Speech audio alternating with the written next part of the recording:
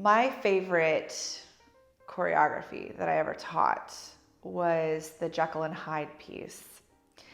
And the reason that that's not my favorite choreography is because it never really got to be realized, because we were gonna have a recital. It was on like books, it was on the calendar. It was the most production I had ever put into a piece. We all made our masks for it. We all made our costumes for it. And then COVID happened and we had to cancel the show. And so those costumes and those masks are just sitting in a pile waiting for when we can touch each other again, because it's a piece about struggling with your inner demons, essentially, about dealing with someone who is incredibly narcissistic and grappling with the issues that come up with feeling like you're being that monster as well in dealing with that person. And I feel like that's an incredibly powerful story that cannot be told if the performers cannot be in each other's spaces. So it's one of those things where I don't know when that piece is ever going to get finished, because it's not finished until it's been seen. And even then it's not finished. I revisit pieces all the time. But I so enjoyed the journey of each and every one of those performers. I enjoyed watching each and every other performer grapple with the concept of being with someone who sucks their soul out and spits them out on the ground. And like, not in a like, I feel like it was a very therapeutic class. And I feel like at the end of class, we all had to, during cool down, have a moment of self-care, because it was a very emotional piece. It was a very emotional journey.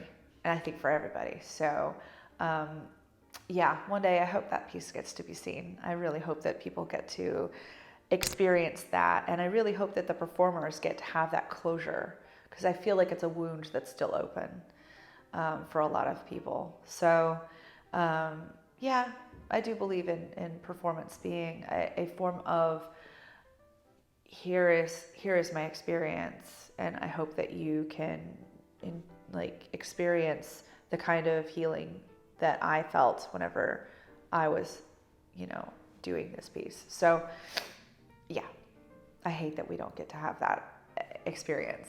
So, but it was my favorite class to teach because of that. There's just a little bit of piece of sadness in me because of not getting to finish it.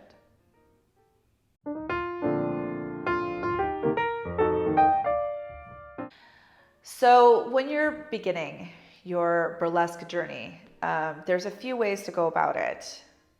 The most important thing is understanding that you need to support the community. Like, start by going to shows. Start by introducing yourself to all of the people who are involved, because every group, every producer, every performer is going to have a different set of missions when they arrive, and some of them will jive with you and some of them will not. It's really important to sort of figure out who is going to uplift you, because it is very easy to get involved with folks who are doing it 100% for themselves. And that's not a healthy space to be, because as a burlesque performer, you are being vulnerable. There's nothing more vulnerable than taking your clothes off for other people. There's nothing more vulnerable than telling your authentic self to an audience. And there's nothing more vulnerable than being in a backstage area or in rehearsals with people who are not on the same page with you. And it's also important to approach burlesque and producers, because we're all very DIY, with the mindset of, I want to help. How can I help? And then after that, after you've found who you want to help and learn from, It's important to start learning. Find yourself a mentor, and that can be going to a burlesque school. I do recommend going to a burlesque school because you're probably going to learn about history, and you're probably going to learn about the importance of community in a space like this. And you're also just going to learn skills that you're never going to be able to teach yourself.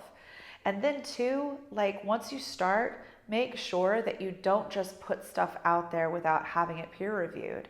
Because I'm speaking as a white woman. I'm coming from a white perspective. You know, I have a lot of privilege, and you don't know how other people are going to experience your performances. So it's important to have people from other backgrounds, other class structures than you, other races, other everything. Just get as many eyes on something, even if you're not performing it in front of somebody live. When you're rehearsing, and I mean rehearse, when you're rehearsing, just video it. And then if you've got a group of people that are there that can give you feedback on how things are translating, then you will have perspective that you didn't have before. And you know, you never know if something that you're doing might be offensive. And it's important.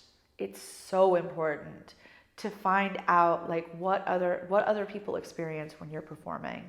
Because burlesque means the art of the people. And the people are part of the experience just as much as it is your experience to put it out there. So that's why there's so much political correctness when it comes to burlesque, because we should always be punching up. We should never be punching down. That's my advice.